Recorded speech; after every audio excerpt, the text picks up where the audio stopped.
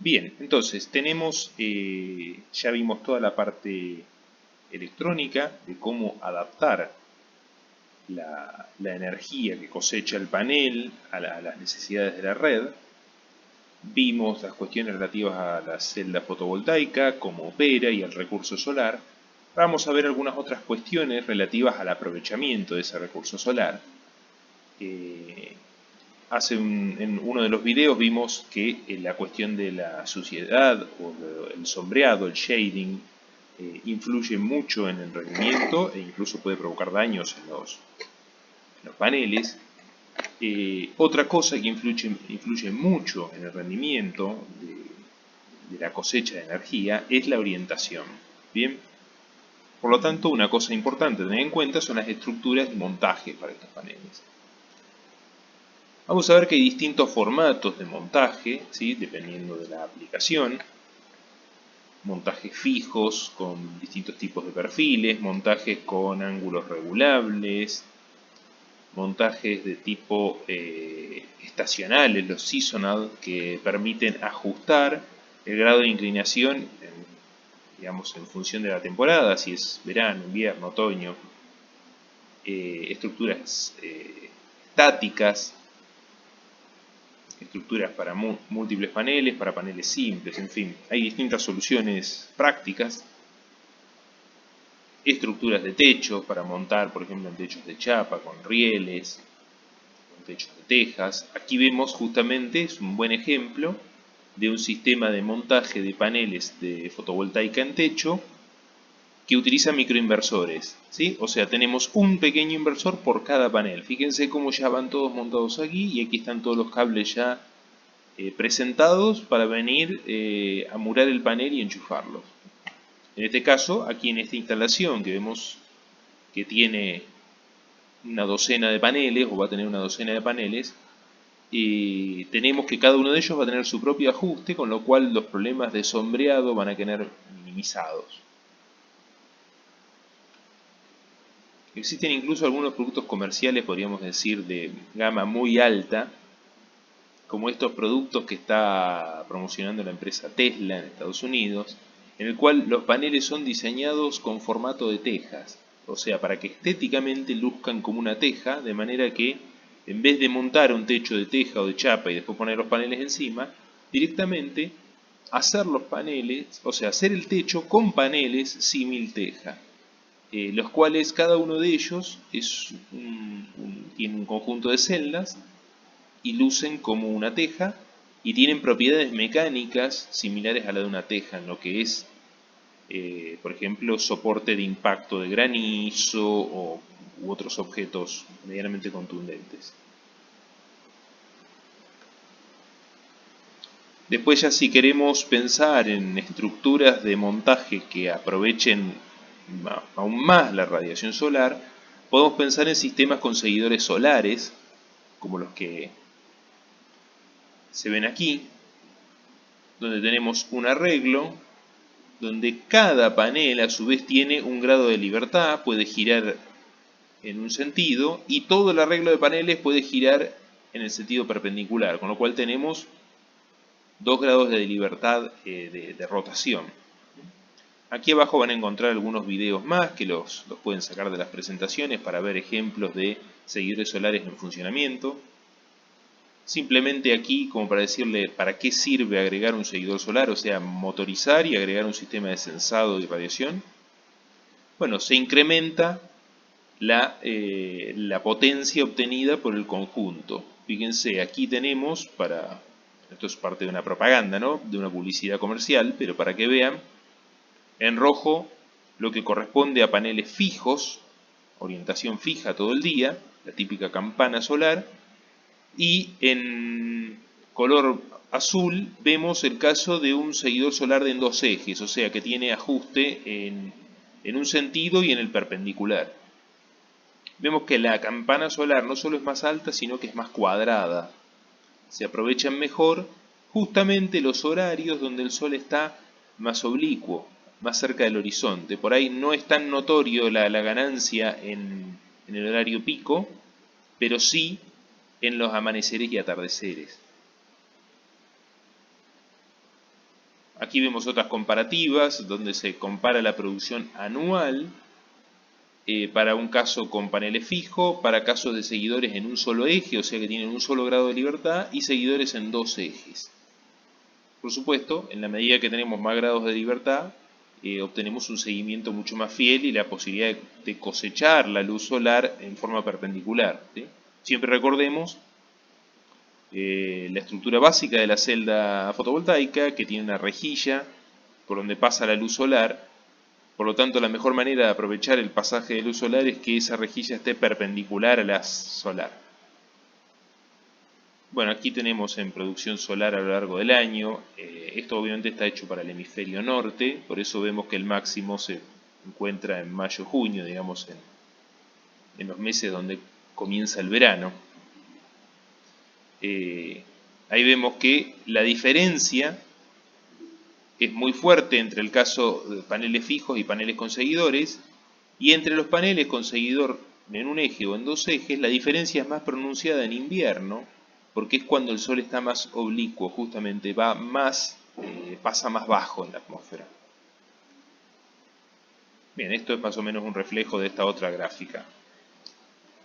Podemos conseguir, existen productos comerciales, incluso si uno quiere instalar sus propios paneles, existen productos comerciales que ya automatizan todo. Esto se puede sacar de páginas de venta al estilo eBay o Alibaba, donde se venden los actuadores, el sistema de sensor de luz y la lógica de control, y lo único que hay que hacer es construir el soporte físico, ¿sí? Y la motorización. ¿Cómo se puede dimensionar una instalación? Bueno, este no es justamente un curso de dimensionamiento sobre instalaciones fotovoltaicas, pero como para tener una breve idea de las cosas que hay que tener en cuenta. Lo primero es saber ajustar las necesidades a la posición geográfica donde estamos.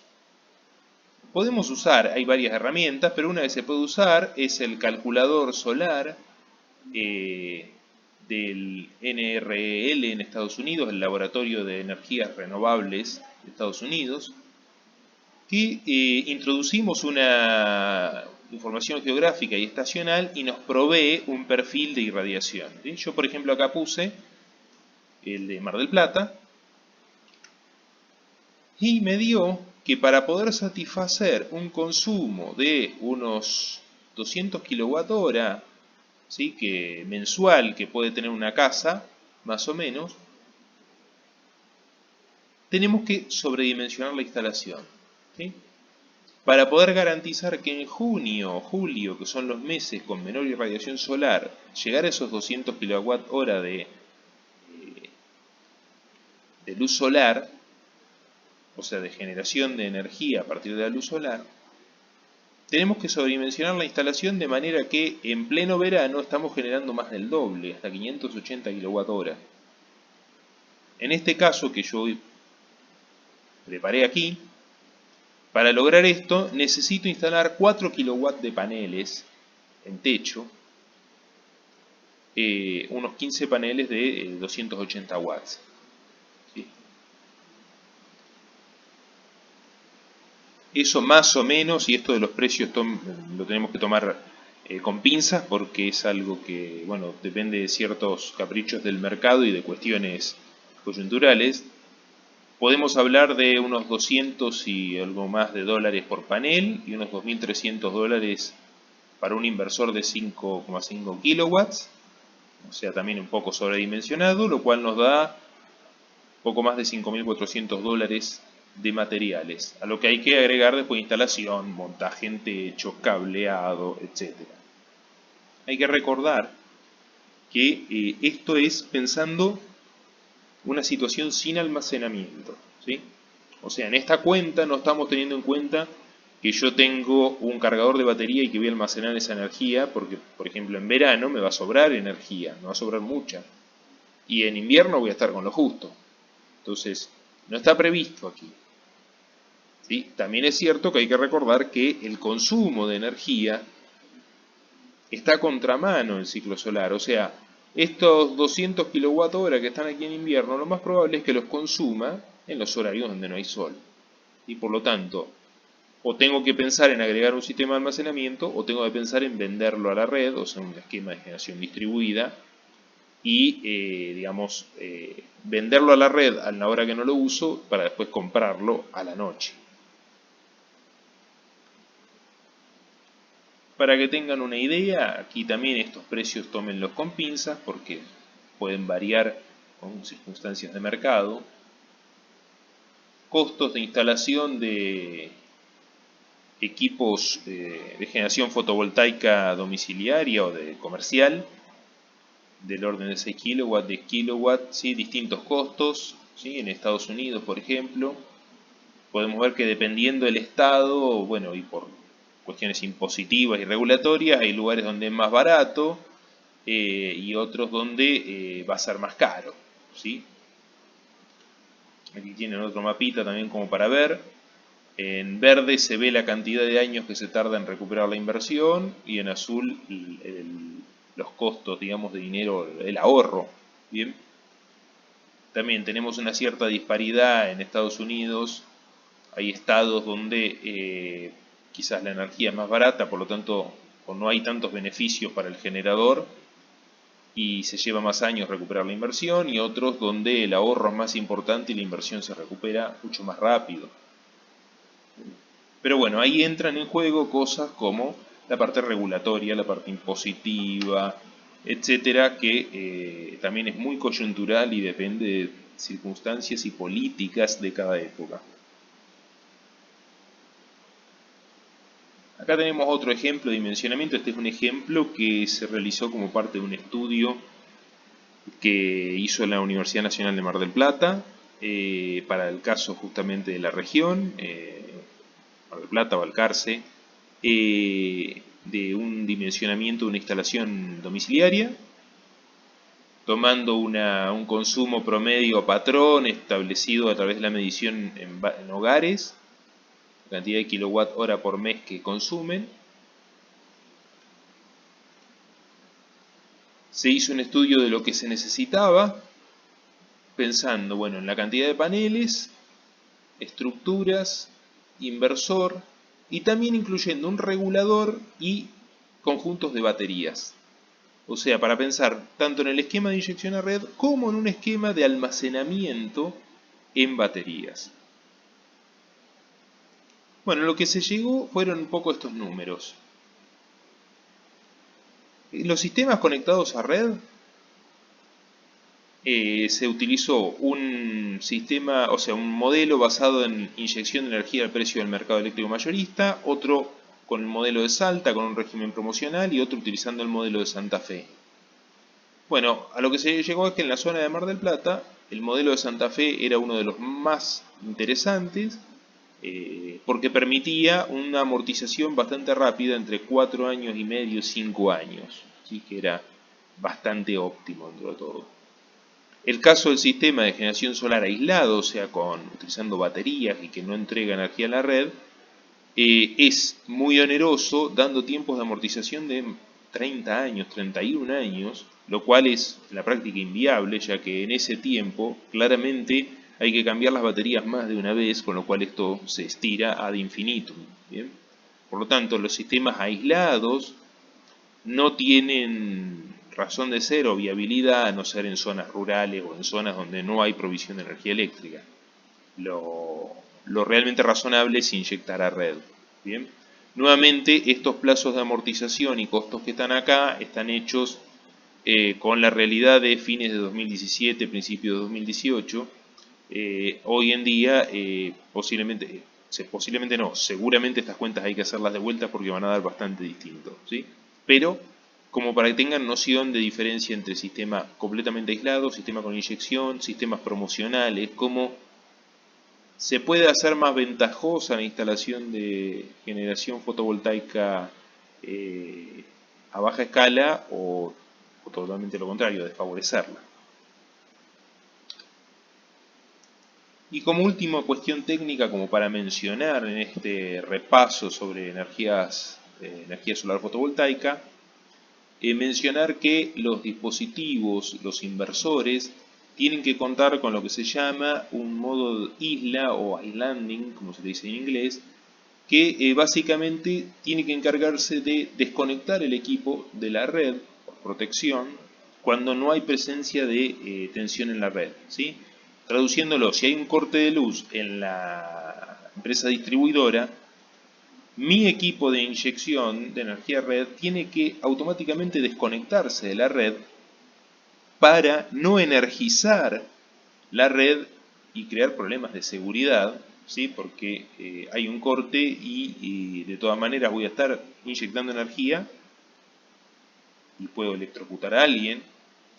Además, como la generación de mi casa no va a ser suficiente para soportar el consumo del barrio, obviamente va a aparecer una onda de tensión absolutamente distorsionada y casi inservible, ¿bien?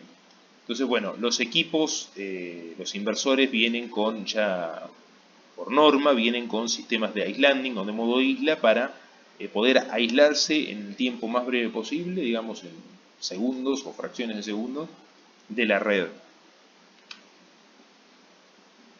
En las normas IEEE, la 1547 de interconexión de recursos distribuidos con sistemas de energía eléctrica, justamente contempla distintos tipos de ensayo y existen diferentes formas de detectar el islanding. Es todo un problema bastante interesante y complejo poder detectar la ausencia de red cuando uno está inyectando energía. Bueno, y hay distintos enfoques, distintos tipos de algoritmos o técnicas de medida que permiten hacer eso de una manera bastante rápida, pero todavía es un campo de investigación interesante. Finalmente, aclarar que cuando el servicio eléctrico se restaura, el equipo se puede volver a conectar y necesita resincronizarse a la red para poder volver a inyectar con normalidad. Bien, entonces con todo esto terminamos la revisión de todos los aspectos técnicos, análisis de recurso solar, electrónica y otras cuestiones. Lo que nos quedaría ahora es ver un simple repaso del estado de la cuestión al día de la fecha.